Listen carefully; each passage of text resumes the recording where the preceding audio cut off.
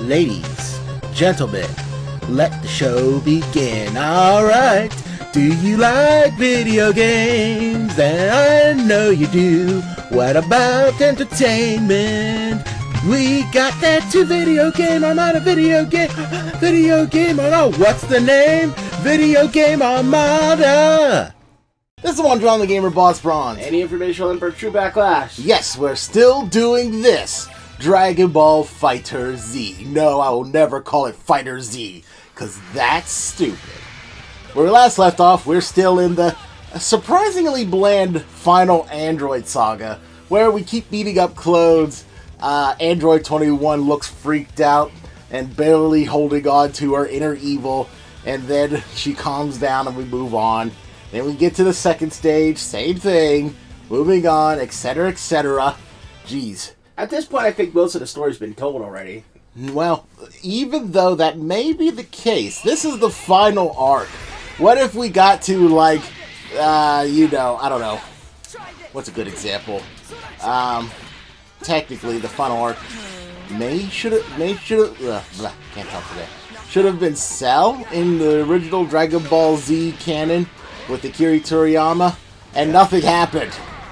He just showed up and said, oh, I'm going to, like, fight, and he just came out of nowhere without no story or stakes. You just beat him up like any old whatever. They'd be boring. He just didn't even eat a whole bunch of people. He didn't absorb the android. He just showed up and said, fight me. No one would care. So this is kind of how it is right now. You gotta bring something to the table. Otherwise, it's just a big snore. And quite frankly, right now, everyone is so, like, in this game, they're out of the game because there's other games to play. And I should know, I'm playing them. Of course, Gogeta, Super Saiyan level Blue Gogeta is going to be a thing soon. So that's going to get the hype train a little bit more hyped for this game. But, it's not like it's a new story mode or anything. That was simple. Like I said, not much to it. You know how this works. You know the patterns. We're here for the color. Beating up clones is fun, don't get me wrong, but, you can only do that so much until it becomes passé. And that's a shame. Fighting game is all about the fight. You can't be all boring, and then when you get to the final boss of a stage, it's the same old thing for 3 stages. Yeah. At least in the other ones, we had interesting conversations between the characters. And, you interacting with them, because guess what? They don't know how to fight without you. That was interesting. Mm-hmm. Now it's like, oh, okay, we're using you to help out. Android 16 is oddly enough not affected. Maybe because he is a full android? I'm not sure. Yeah, that might be it. But at the same time, he's helping us out now. Mm-hmm. So, late to the party as I am, I'm just about finishing the Goku Black Arc, and I am glad.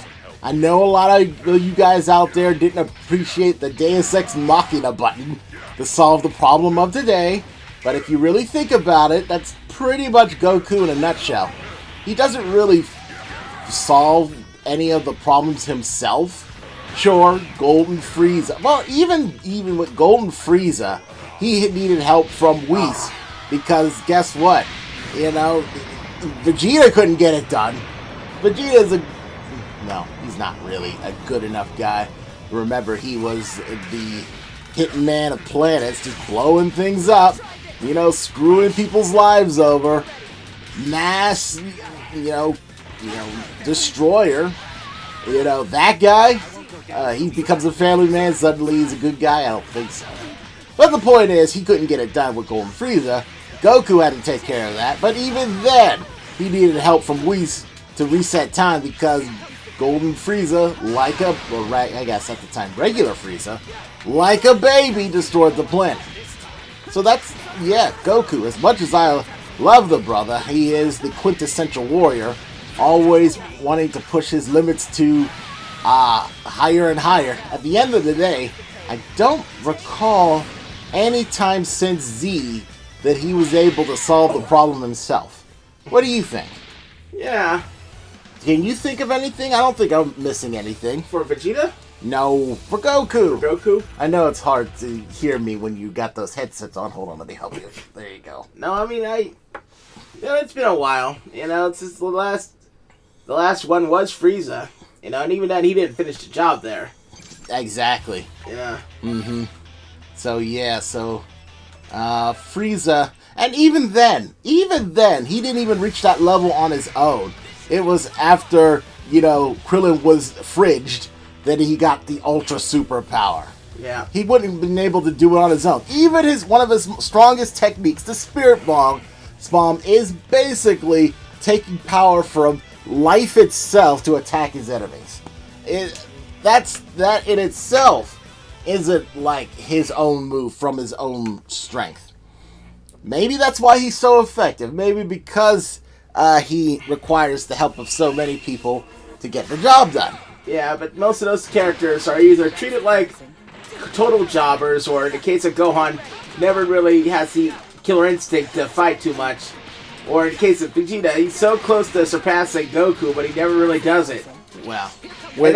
Piccolo is not a jobber, but he's also not much of a threat the further out from the original Dragon Ball it goes on. Well, to be fair, the first time Vegeta met Goku, Vegeta was still way stronger than Goku. Yeah. If he didn't have Kaioken, Goku would have been dusted in that fight. Yeah. But, afterwards, Goku had a certain amount of circumstances that allowed him to surpass Vegeta in many ways. It's not that Vegeta is not as committed back in the day, he just didn't have the same Goku circumstances. Yeah. Now that he's a family man, I think his priorities have changed a little bit. He's still a Saiyan, but he's a Saiyan with a family, and that's changed his outlook. Yeah. Now he's gaining strength from not just himself, but others too. Will that give him a chance to be stronger than Goku once again, even for a brief moment? I'm not sure. But I do agree with you, is that, the rest of the characters are kind of background noise to Goku, more or less. They can help in the clutch, but they can't fight these guys themselves. Heck no. No. And, if Goku and Vegeta weren't such, whiny babies, and they would practice fusing with Vegito more often, they would not only be able to control that form better, because, again, just got done with watching the Goku Black arc, is that they would, in turn, gain more strength because they know how to teamwork well. Yeah. And since they seem to be, double teaming these days with enemies, they gotta learn to work together. Absolutely. They don't like that, though, because it might be their Saiyan pride, or maybe it's just because... definitely their Saiyan pride. Or maybe also because there's too much has happened, Yeah. I mean, if they're going to surpass each other, what better way to know strengths and weaknesses than to work together? That's what sparring is for. No man's an island. Alright, so... And before you say something, I almost forgot about Gohan. As for Gohan, he's kind of a wimp. If he had at least a fraction of Goku's and Vegeta's drive for strength, that guy would be a wrecking machine. But no, thanks to the influence of his mother and his own peaceful nature, he'll never achieve what they have, even though if he has the potential to do so in spades. Go ahead. That's surprising. I don't think anyone would butt in on You were saying? You need to focus? Sorry. But I know you were telling I didn't know Nappa was giving you so much trouble. Nah. I mean, yeah, you make a good point. So let me see. As far as I'm gonna make this as cryptic as possible because it's an anime we're still trying to finish. Mm-hmm. But basically, it came down to this really powerful character. He sought his other character as his rival, but he was pretty much out of his league. But, as the show went on, the situation got dire by a character unrelated to the rival. So, that one character came up to conclusion that he has to have his would-be rivals training to get stronger. The rival scoffed at this. Like, what is this, a joke? You know, you're supposed to be getting stronger yourself. He killed himself, jeez. 2 pizzas. Yeah. But, you know, so, and I mean, if that character, and it's a major anime character, you'll understand that someday when you watch, can do that. Why can't Goku and Vegeta? You know, it's just like all this Saiyan stuff that they clearly aren't the normal Saiyans, you know? But maybe they are the normal Saiyans. Well, Goku experienced a lot of memory loss, so was never raised like a traditional Saiyan. Yeah, because he had head trauma. Yeah, If his brain was right, who knows what he could be. exactly. And then Vegeta, he was a Saiyan Elite. You know, I don't know how it works on Planet Vegeta, but on Planet Earth, there's not too many royals out there these days. You know, so he's also a special case. On top of that, he was raised to fight for the Frieza Force. You know, it's like be as bloodthirsty and evil as possible. So that's not traditional Saiyan training. Neither of these guys really had a normal Saiyan lifestyle. They're not normal Saiyans at all. And to top it off with Vegeta, he's also married to one of the richest women in the world. I mean, seriously. I mean, they should stow all that Saiyan pride for once. That's true. Especially Vegeta. That's very true. Yeah. You know, yeah, that's exactly right now that you say it out loud. They're not normal Saiyans. Like Worf. Yeah, that's what that was my next point. Worf, even though he wants to be the iconic Klingon, he's anything but. Yeah, he's proper. He's quiet. He likes Klingon opera and Klingon blood wine and combat. And prune juice. But yeah, that's the thing. He likes prune juice. He's raised by Russians. He's a Russian foster brother.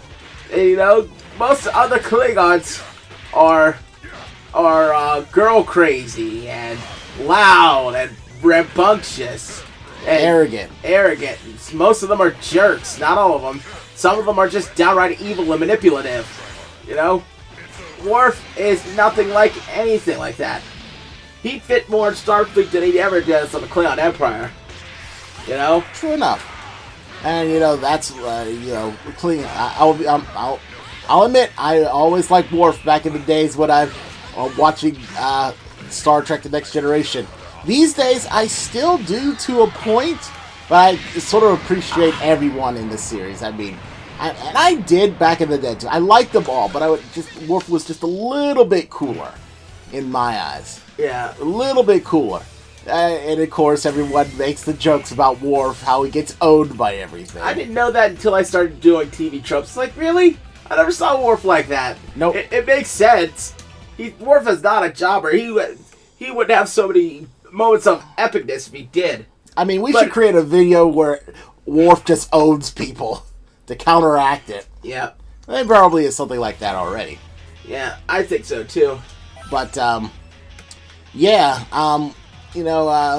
the point is he's a security officer and a warrior, so he's always going to be the first guy to get into a fight. And sometimes he gets into the fights he may not win. That doesn't make him bad, it just makes him a warrior. Yeah. No one's perfect. Let's see here. So it was Worf. And then, I don't know if I liked the captain or Data more. Will Riker was also very good, but he was definitely number 3. Number 1 was a number 3. Yeah, Riker was definitely a personality. He was a character. He was the closest XP to to Kirk. But at the same time, he did not follow exactly the Kirk to the letter. Heck no, he was like anti-Kirk. He was, Kirk. Riker, not Picard. Oh, yeah, Riker. Yeah, Riker was definitely a Kirk-like. He was more professional. Yeah, and Kirk was pretty professional to begin with, but he had his moments. Like you get under his dander, he is just ready to take off his shirt, put you to those whatever giant pillars of stone is with that whole fight with that lizard. Yeah, Gork. Gorn, whatever. Yeah, this is like here. This is a reenactment.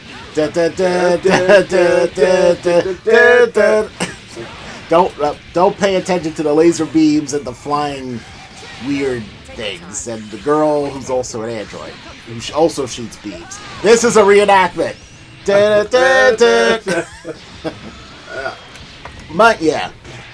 So let's see. After number one is number 3. I would have to say Pulaski is my number 4 favorite.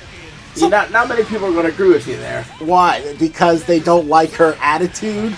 Or she wasn't in a onesie all the time? Give me a break. But, if it makes you feel any better, people at home who are Pulaski haters, my number 5 is a tie between Diana Troy and, Crusher. I have nothing against Crusher per se, she's not my favorite Doctor. Let's see. Geordi is number 6. And I have nothing against Geordi in itself, but he is, how can I put this? Alright. Nerd! Yeah, that's basically the core of his character. Yeah. I mean... Blind, even if he's not even blind. He's just a nerd. He's wearing the most nerd high-tech glasses ever. Yeah. So, yeah, that's... more struggling. Okay, I guess she's got to feed the beast now. Yeah.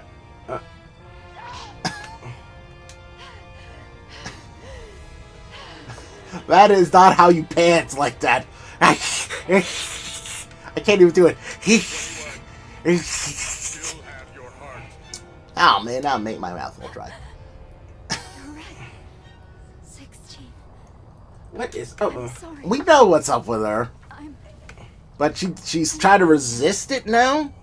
I thought she was all about that candy cannibalism life. Yeah, maybe there's more to the story. Mm-hmm. Well, we'll see about that. If we get some story!